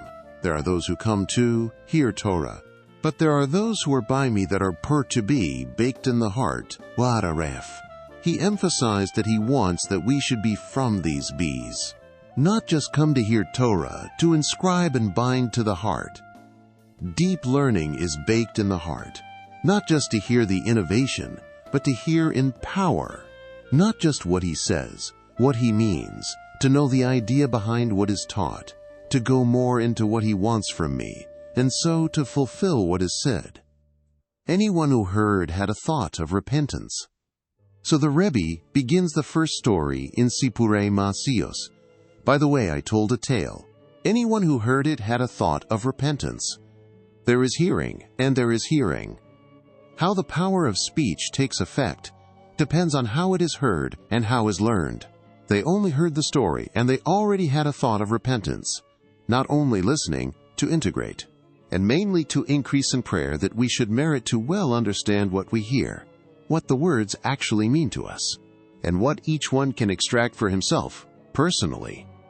How much intention they had in Uman when reciting the prayer, Ahavas Olam. Place in our heart understanding to grasp and know. How many tears they shed over this. They yearn to know and understand what is wanted from them. If this is the aspiration, so will be the hearing. Then the learning and hearing is truly different. To go with a lesson, the true deep learning. In practice, it is necessary to learn the Rebbe's book quickly. We should not hide from what the Rebbe said, to have one class in learning very quickly, in order to learn by heart. The main thing is to learn a lot about every lesson, and to walk with it, like the Rebbe himself spoke much about, going with a Torah. To learn a Torah a lot and sink most of the head in it. To eat and sleep with a lesson and never take the mind off it. Is this not really called learning deeply? Rabbi Avraham, son of Rabbi Nachman, would spend a whole week in fields and forests and awesome devotions, while living with a lesson in Likutei Moharan. So did he go, lesson after lesson, living with each lesson for a certain amount of time. As he testified about himself at the end of his life, "Thank God I passed through the entire Likutei Moharan." This is truly learning deeply. It is the best delving. One learns and prays, eats and sleeps, with all his deeds bound to the lesson he learns. This reveals the amazing depth found in his books. Rabbi Avraham, son of Rabbi Nachman, indeed fulfilled, delving in this manner. By the wayside, profound piercing innovations also occurred to him. Also foundational principles in serving God, as found in his words. This is apparent in the profound wondrous works of Rabbi Avraham, son of Rabbi Nachman. When someone completely goes with a lesson, he will find more ideas and novelties than through exacting alone. Innovations musing on the words of the Rebbe. Moharanat says, "Fortunate is one whose thought flies in the words of Rabbeinu." When thought flies in the Rebbe's words, automatically when he recites chapters of Psalms, his mind will be filled with concepts from the Rebbe. A nice novelty or explanation on a verse will occur to him, based on the Rebbe's Torah. He learns Midrash or Zohar or other holy works. Nice ideas and breakthroughs are revealed to him, based on principles of Rabbeinu. In every step and movement, wherever he goes, some pleasant idea occurs to him. In general, such novelties are also practical. This is the deep learning that the Rebbe meant, so practiced our people from then and of old. With my eyes I saw Rabbi Avraham Rav, an outstanding exceptional mind who so practiced. The Torah of the Rebbe shined to them. The Chassid Rabbi Yishak of Teplik testified about himself, "Wherever I open in Likutei Moharan, it shines to me, it shines to me." Automatically, novelties and deep ideas always fell in his thoughts. Again, who do we have greater than the Chassid Rabbi Matisyahu Kohen, who worked and toiled in the Rebbe's lessons and always went with them, and who did awesome devotions with them? At times, amazing innovations were stirred in his mind. He does not feel cold and ice. I recall one of the harsh Russian winter days whose cold penetrated the bones. I went outside and met up with Rabbi Matisyahu. As was his holy way, he held me up and began to say incredible novelties in Likutei Moharan, mixed with inspiring words of the ultimate goal. The cold entered my bones and I was about to freeze over. I turned to Rabbi Matisyahu and pleaded, "I cannot bear this intense cold anymore." Whereas Rabbi Matisyahu looked at me in astonishment. He was not at all cold, because his mind was flying and strolling in the Torah of the Rebbe. It fired up and heated his body until he actually did not feel the dreadful cold. So would the words of the Rebbe penetrate and embrace the body and soul of these holy Chassidim. It heated and flamed them up with the fire of holy devotion. From the original Chassidim. By the way, Rabbi Matisyahu cleaves to God, blessed be his name, in an unusual manner. He was from the elite of our people, and his holiness was very awesome. We saw with our eyes that he had a great mind. He learned the Torah of the Rebbe with all of his lofty senses and resources. With all this, he did his holy devotions. On one hand, he was an outstanding scholar. On the other hand, he was on fire, like a raging flame for God, blessed be his name. His mind was fixed in constant cleaving to God, blessed be his name. Not only once, when he was alone in the synagogue, would he go around the room in awesome rapture, in a state divest of physicality like the original Hasidim. He was not aware of what went on around. The innovations of Rav Matisyahu. By the way, what were the innovations of Rabbi Matisyahu, and upon what was based his main talk? To sink oneself more into the advice of the Rebbe, these were his main novelties and ideas. Amidst this, words and lofty ideas came out of his mouth in the Rebbe's Torah that always connected to the topic at hand in an amazing manner. In honor of the king, the Midrash points out that by the conclusion of the work of the tabernacle, the holy ark, the curtains, the menorah, the altars, etc., it always says, like God commanded Moshe. A parable is brought there. A king commanded one of his servants to make him a beautiful palace. That servant loved the king very much. He expressed his love in this way. Upon everything he made, he inscribed, "In honor of the king, in honor of the king." When the king passed by the palace, which was built in beauty and splendor, he derived tremendous pleasure seeing the love of his faithful servant in each place. In this fashion, the verse concludes, like God commanded Moshe, in honor of the king. Wondrous depth in the Rebbe's Torah. This used to be the in-depth learning of our people. Every place they turned, they would express their inner love and cleaving with mind and heart to the Righteous One and His holy words. Depth means to place your whole mind in the Rebbe's matter.